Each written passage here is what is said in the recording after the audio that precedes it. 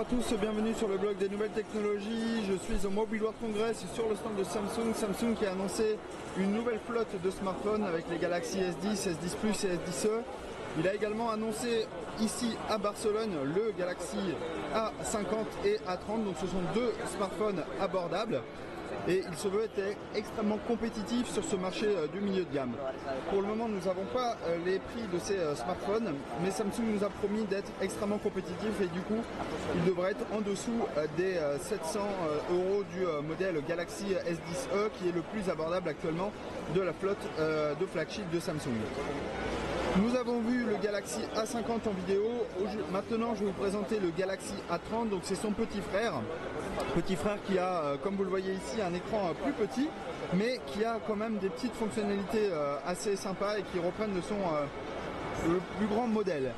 On va retrouver donc cet écran ici, donc c'est un écran Infinite U, donc c'est simplement la toute nouvelle conception d'écran de Samsung. Vous avez l'Infinite O avec ici la petite encoche que vous avez vue dans l'écran pour les modèles phares qui nous permet de loger la caméra frontale. Et donc pour cette gamme Galaxy A, Samsung a préféré opter pour une petite encoche en forme de goutte d'eau qui permet de loger la caméra frontale. Ici il s'agit d'une caméra frontale de 16 mégapixels. Cet écran il fait 6,4 pouces, il a une résolution Full HD+. C'est un écran Super AMOLED, donc encore une fois on va retrouver des couleurs qui sont vraiment très belles et très nettes. En termes d'autres spécifications, vous allez retrouver deux modèles, deux options, donc 3 ou 4 Go de RAM et 32 ou 64 Go de stockage interne. Vous allez retrouver le processeur octa-core maison, donc c'est le Exynos 7904.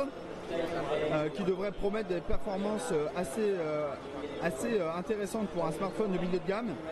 Et encore une fois, vous allez pouvoir étendre la capacité de stockage de ce smartphone avec une carte micro SD de 512 Go.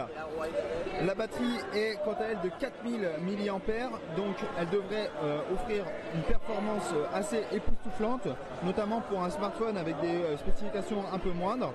Et du coup, on devrait tenir facilement une journée avec ce smartphone en main.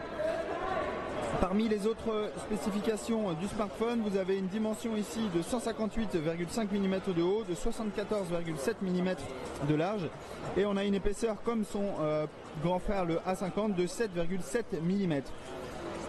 On est ici sur un verre Gorilla Glass à l'avant, donc protection pour éviter les rayures. À l'arrière, vous pouvez voir qu'il est différent de son grand frère. Comme vous pouvez le voir, on a donc un double capteur photo plutôt qu'un triple capteur photo. Donc on a un capteur de 16 mégapixels en termes de capteur principal et on a un capteur de 5 mégapixels. Ça c'est pour capturer le grand angle. On a le flashlight en dessous et surtout vous voyez ici on a le capteur d'empreinte digitale que Samsung a logé à l'arrière et non sous l'écran comme son grand frère. Donc c'est un modèle dual caméra et du coup pour de l'entrée de gamme c'est plutôt très intéressant. Parmi les autres spécifications du smartphone, vous allez retrouver la charge rapide en 15 watts, donc vous allez pouvoir recharger très rapidement le smartphone. Sur la partie droite ici, vous allez avoir le bouton power, le bouton de volume. Au-dessus, une tranche complètement lisse. Également sur le côté gauche, hormis ici le port pour loger la carte micro SD. Et sur le dessous, vous allez avoir la prise de jack, le port USB-C et le haut-parleur. Pour l'expérience logicielle, on est évidemment sur du Android 9, donc la toute dernière version d'Android. On a la surcouche One UI de Samsung, donc c'est en gros celle qui vient remplacer TouchWiz, donc qui apporte peut-être des fonctionnalités supplémentaires, mais surtout une interface un petit peu différente, plus moderne, avec notamment des bords arrondis. On retrouve évidemment tout l'écosystème Samsung, tout l'écosystème Google sur ce smartphone.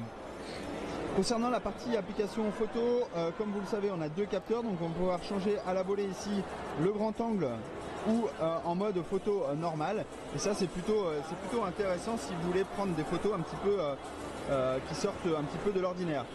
Il va être proposé en différents coloris, en noir, en blanc, en bleu et en rouge. Ici vous avez la version en bleu qui est d'un plus bel effet et je vous montrerai un petit peu dans l'article les autres coloris.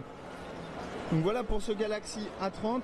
Évidemment, ce qui reste à savoir, c'est le prix de ce smartphone. C'est ce qui va peut-être permettre à Samsung d'inonder ce marché du milieu de gamme avec deux modèles, donc le A50 que vous avez ici et ce A30.